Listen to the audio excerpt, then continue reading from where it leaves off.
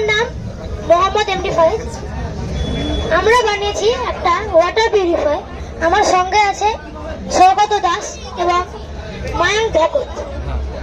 তো আমাদের এই জিনিসটা কাজ করে, এটা এখানে পাথরের লেয়ার আছে, তারপরে এখানে আছে বালি এবং দ্বিতীয়তে আছে কটন বা তুলো।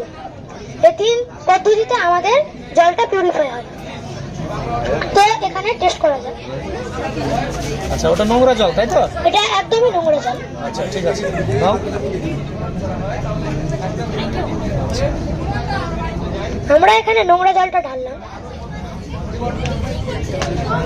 আচ্ছা, এখানে এবং আস্তে আস্তে দেখা যাচ্ছে এই জলটা ফিল্টারেশন হচ্ছে। এই জলটা পুরোভাবে পরিষ্কার হলেও এটা আমাদের পানীয় জলের উপকারিতা নয়, কারণ এতে এখনো অনেক জার্মস আছে। যেমন এখানে অ্যাডিশন আর ক্লোরিনেশন নামক দুই পদ্ধতি থাকে।